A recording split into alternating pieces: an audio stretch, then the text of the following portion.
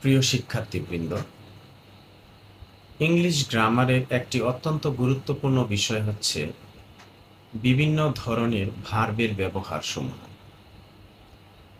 এটি একটি বাক্যের অত্যন্ত গুরুত্বপূর্ণ অংশ।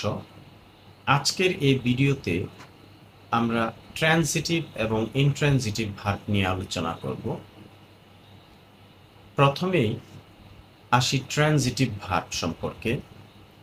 ট্রান্সিটিভ ভার্ব এর বাংলা হচ্ছে সকর্মক ক্রিয়া, অর্থাৎ সকর্মক মানে হচ্ছে যার একটি কর্ম আছে, অর্থাৎ অবজেক্ট আছে। আমরা শুধু সংজ্ঞাতেই সন্তুষ্ট থাকব না, বাক্যের মাধ্যমে বুঝতে চেষ্টা করব ট্রান্সিটিভ ভার্ব কি। ট্রান্সিটিভ ভার্ব হচ্ছে এমন একটি ভার্ব যে ভার্বের একটি সরাসরি অবজেক্ট প্রয়োজন, অর্থাৎ ডিরেক্ট অবজেক্ট প্রয়োজন। একটি অবজেক্ট ছাড়া এই ভার্ব সম্পূর্ণ অর্থ প্রকাশ করতে পারে না। সেই ক্ষেত্রে আমরা বাক্য পড়ে একটা অতৃপ্তি বোধ করি, অর্থাৎ বাক্যটি স্বয়ংসম্পূর্ণ থাকে না অবজেক্ট ছাড়া। যেমন আমরা যদি বলি হি রিডস, তাহলে সে কি পড়ে বা কাকে পড়ে এরকম একটা বিষয়, অতিরিক্ত তথ্য জানার আগ্রহ জাগে।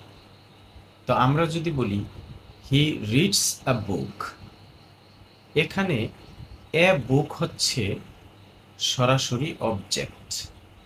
আমরা জানি ভার্বকে কি বা কাকে দ্বারা প্রশ্ন করলে যে উত্তর পাওয়া যায় সেটি হচ্ছে অবজেক্ট।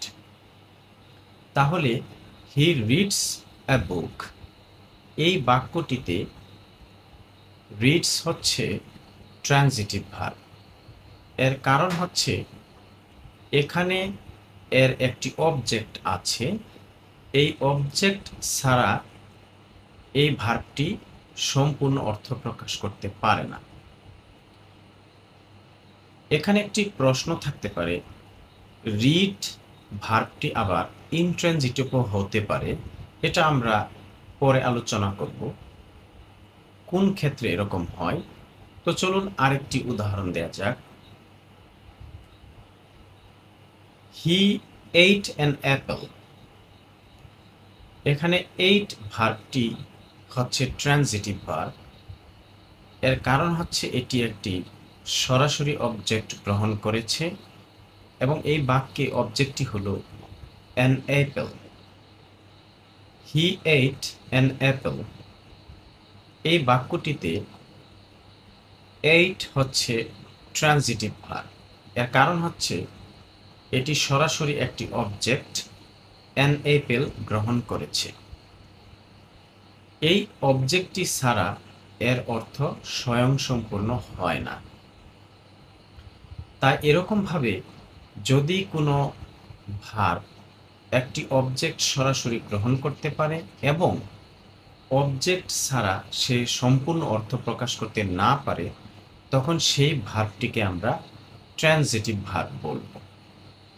আমরা আরও একটি উদাহরণ দিতে পারি, হি বট এ কম্পিউটার ইয়েস্টারডে, সে গতকালকে একটি কম্পিউটার ক্রয় করেছিল।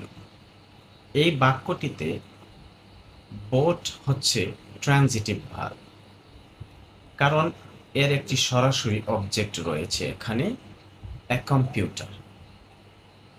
এই বাক্যে ইয়েস্টারডে হচ্ছে অ্যাডভার্ব। আমরা যেহেতু অ্যাডভার্ব নিয়ে আলোচনা করছি না, সেটা অন্য একটি ভিডিওতে আলোচনা করব। এই বাক্যটিতে যদি এই অংশটুকু থাকতো হি বট, সে ক্রয় করেছিল, কিন্তু এখানে একটি প্রশ্ন থেকে যায়, সে কি ক্রয় করেছিল। এখানে অবজেক্ট ছাড়া বাক্যটির অর্থ সম্পূর্ণ হতো না।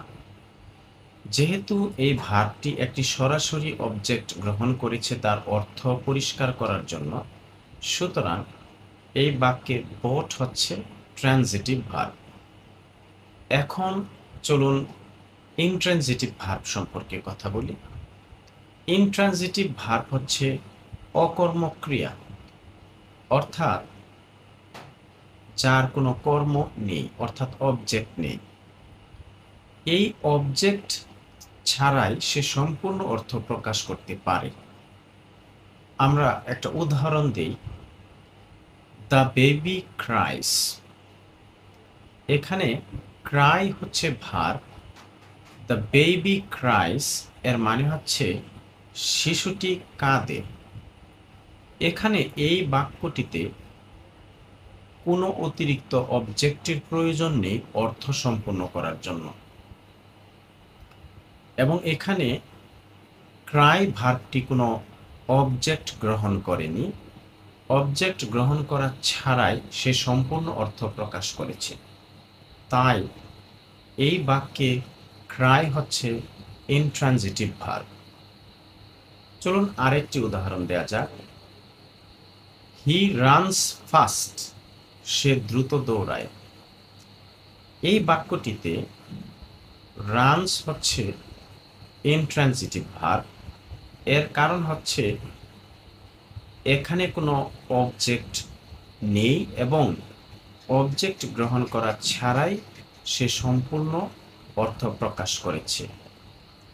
এই বাক্যটিতে ফাস্ট হচ্ছে অ্যাডভার্ব, হি রানস ফাস্ট, সে দ্রুত দৌড়ায়, অর্থাৎ অবজেক্ট ছাড়াই বাক্যের অর্থ সম্পূর্ণ রয়েছে। এভাবে আমরা দেখব যদি কোনো ভার্ব সরাসরি অবজেক্ট গ্রহণ না করে সম্পূর্ণ অর্থ প্রকাশ করতে পারে, তখন সেই ভার্বটিকে আমরা বলবো ইনট্রানজিটিভ ভার্ব।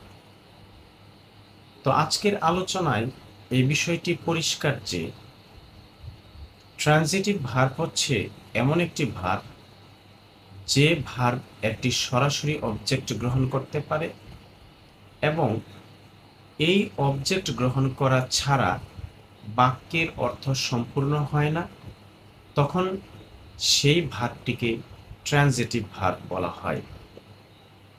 অন্যদিকে ইনট্রানজিটিভ ভার্ব হচ্ছে এমন একটি ভার্ব যে সরাসরি অবজেক্ট গ্রহণ করতে পারে না এবং অবজেক্ট ছাড়াই সম্পূর্ণ অর্থ প্রকাশ করতে পারে।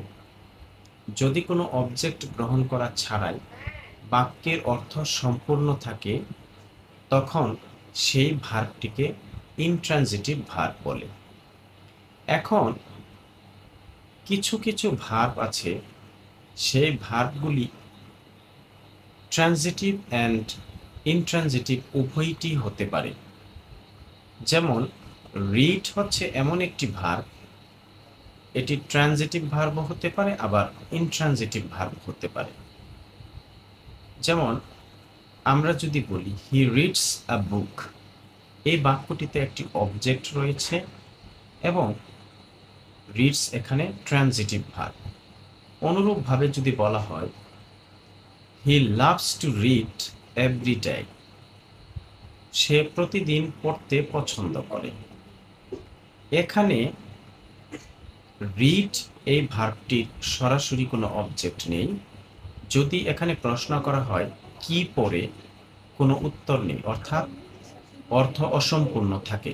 সুতরাং এই বাক্যের রিড ইনট্রানজিটিভ ভার্ব। তো আশা করি প্রিয় শিক্ষার্থীরা ট্রানজিটিভ ভার্ব এবং ইনট্রানজিটিভ ভার্ব বিষয়টি তোমাদের কাছে পরিষ্কার হয়েছে। এখন বাসায় তোমরা যদি একটু প্র্যাকটিস করো এবং তোমাদের টেক্সট বই অথবা গাইড বইয়ের ট্রানজিটিভ এবং ইনট্রানজিটিভ ভার্বের অংশটুকু পড়ো, বিষয়টি আরও পরিষ্কার হবে।